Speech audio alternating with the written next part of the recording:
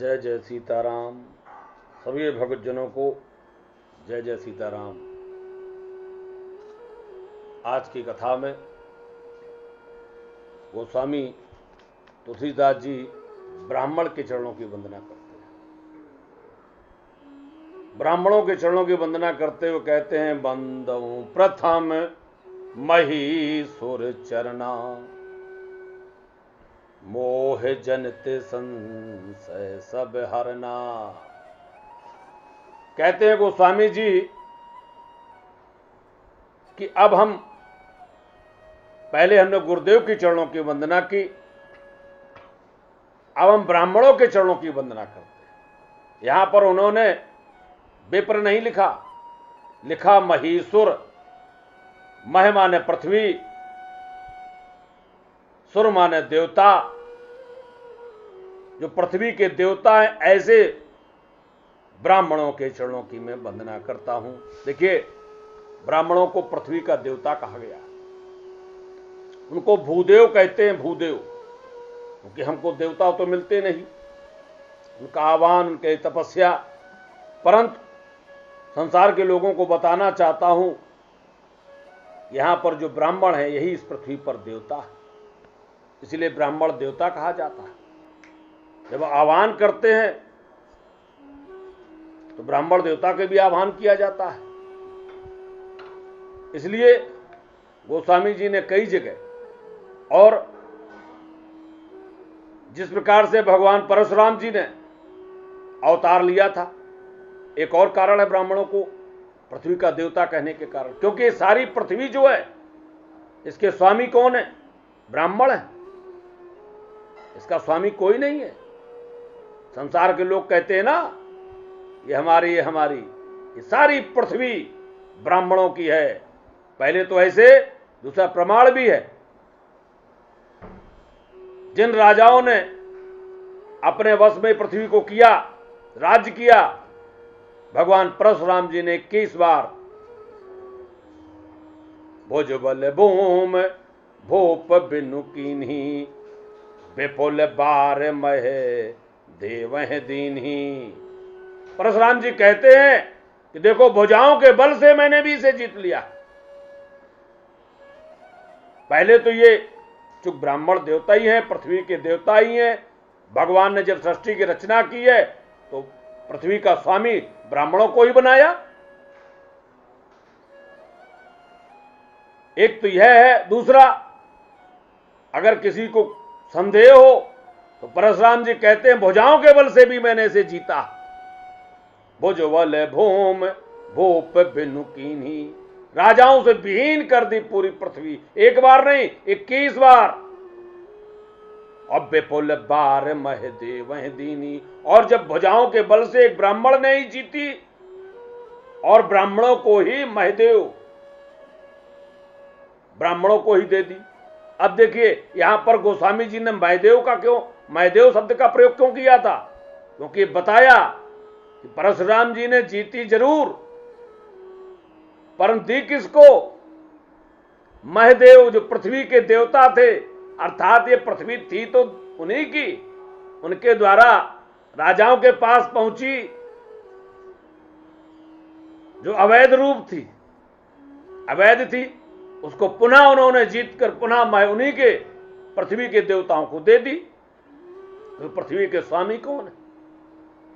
ये ब्राह्मणों की महिमा का बखान गोस्वामी जी ने किया। राम जी स्वयं अपने मुख से कहते हैं परशुराम जी से कि देखो भगवान, अभय होए जो तुम्हें डेराही। कहते हैं, जो हम निध रहे विप्रबद सत्य सुनो भृगुनाथ, तो अस को जग सुभट जे भय बस ना वह मात। भगवान कहते हैं राम जी श्री परशुराम जी से कि भगवान, यदि हम ब्राह्मणों का अपमान करते हो तो संसार में ऐसा कौन योद्धा है जिसके सामने हम हाथ जोड़कर खड़े हों? हम तो आपके सामने हाथ जोड़कर खड़े हैं। विप्र वंश कह अस प्रभुताई, अभय होए जो तुम्हें डेराई। विप्रवंश की प्रभुता ही ऐसी है कि जो तुमसे डरता है वह अभय हो जाता है। और सुन मृदु गूढ़ बचन रघुपति की। एक और महिमा मैं ब्राह्मण की बताना चाहता हूं।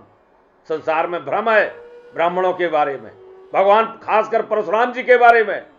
अरे परशुराम जी इतने बड़े क्रोधी थे, लोग कहते परशुराम जी को क्रोध नहीं करना चाहिए था। अरे भगवान परशुराम जी क्रोध नहीं करते हैं। जो ही उनको समझ में आया तो जिन्होंने 21 बार क्षत्रियों से विहीन पृथ्वी कर दी, वह राम जी के चरणों पर गिर जाते। यह ब्राह्मण की महिमा। ब्राह्मण को पता चल जाए ये हमसे श्रेष्ठ है, फिर वह जात पात कुछ नहीं देखता, वह श्रेष्ठता देखता है, भगवान के चरणों में गिर जाते। वही परशुराम जी जो अभी गला काट रहे थे। यह भी एक ब्राह्मणों की विशेषता है। इसीलिए राम जी कहते हैं सगुन उपासक परहित निरत नीत दृढ़ नेम और ते नर प्राण समान मम जिनके द्विज पद प्रेम। कहते सगुन उपासक। देखिए संसार में भगवान की उपासना करने वाले दो तरह के लोग होते हैं और हमें इस बात पर बड़ा ही परेशानी का सामना भी करना पड़ता, क्योंकि आज के समय में जिससे भी बात करो वह ज्ञान हमें देने लगता है। हमें क्या, उस सभी महात्माओं को ज्ञान देता है क्या? निर्गुण का ध्यान देने लग, निराकार। हम लोग कहते सगुण आराधना करो, भगवान के चरणों में मंदिर में जाओ, पूजा करो। वो कहते महाराज ये सब ठीक है, सब ठीक है, भगवान हृदय में है। भगवान तो बस अगर मानो तो यहां मानो तो भगवान, नहीं तो पत्थर है। वो इस प्रकार का ज्ञान देते कि हम, वो कहते हैं पत्थर है, हम कहते हैं हम निरुत्तर हैं। वो जो ही ऐसा कहते हैं कि मानो तो भगवान नहीं पत्थर है, हम कहते हैं हम निरुत्तर हैं, तुमसे कोई जीत नहीं सकता। पर भगवान यहां देखिए रामचरितमानस में कहते सगुण उपासक। सगुण उपासना ही श्रेष्ठ है, निर्गुण उपासना को श्रेष्ठ नहीं बताया गया। हां क्षमता है, आप निर्गुण उपासना करिए, ध्यान करिए, पर क्या संभव है? इसलिए भगवान प्रसन्न किससे होते? सगुण उपासक परहित, दूसरे का हित करने वाले। निरत नीत दृढ़ नेम, जो दृढ़ता से, नियम से, नीत में निपुण है, जो नीत है उसके अनुसार चलते हैं। ते नर प्राण समान मम जिनके द्विज पद प्रेम। राम जी कहते हैं विभीषण से, ये विभीषण मुझे वह प्रिय है जो ब्राह्मणों के चरणों में प्रेम रखता हो। वह कैसा प्रेम? अनन्य प्रेम रखता हो। और वह मेरा प्यारा कैसा होगा? प्राण समान मम, वह मुझे प्राणों के समान प्रिय है, अर्थात मुझे उससे अधिक प्रिय कुछ नहीं है। ते नर प्राण समान मम जिनके द्विज पद प्रेम, जो ब्राह्मणों के चरणों में प्रेम रखते हैं वह मुझे प्रिय हैं। और संसार के लोग ब्राह्मणों का विरोध करके ही भगवान के प्रेमी बनना चाहते हैं। यह संभव है? और अकेले राम जी ही नहीं, देवों के देव महादेव भी ऐसा ही कहते हैं। वे कहते हैं इंद्र कुलिस मम शूल विशाला काल दंड हर चक्र कराला और जो इनकर मारा नहीं मरई विप्रद्रोह पावक सोज रही। भगवान शंकर कहते हैं इंद्र का वज्र, मेरा विशाल त्रिशूल, इंद्र कुलिस, कुलिस माने वज्र, मम शूल विशाला, मेरा विशाल धन, मेरा विशाल त्रिशूल, काल दंड। अच्छा काल क्या लिए रहता? सबने, सब कोई जानता है कि माता दुर्गा तो तलवार लिए रहती हैं, भगवान शंकर त्रिशूल लिए रहते हैं, राम जी धनुष बाण लिए रहते हैं, भगवान कृष्ण चक्र धारण करते हैं। परंतु जो काल है जो सबको मारता है, ये तो किसी किसी को ही मारते हैं। ये उनको मारते जिन्हें कोई ना मार पाता। जब रावण को कोई नहीं मार पाया तो राम जी ने धनुष मार धारण किया, भगवान कृष्ण ने सुदर्शन चक्र धारण किया। ये जब कोई किसी को नहीं मार पाता वो इनको मारते, लेकिन जो सबको मारता वह क्या धारण करता, बहुत कम लोगों को पता होगा। वह कुछ नहीं धारण करता, उसके पास कोई शस्त्र नहीं होता, उसके पास एक डंडा होता है, काल दंड। वह इतना बड़ा डंडा लिए रहता, उसी से मारता। काल दंड, काल का अस्त्र क्या है? दंड। हर चक्र कराला, भगवान विष्णु सुदर्शन चक्रधारी हैं, परंतु ब्राह्मण क्या धारण करता है? ब्राह्मण को तो बिल्कुल निरीह माना जाता है, उसके पास तो कोई शक्ति नहीं होती है।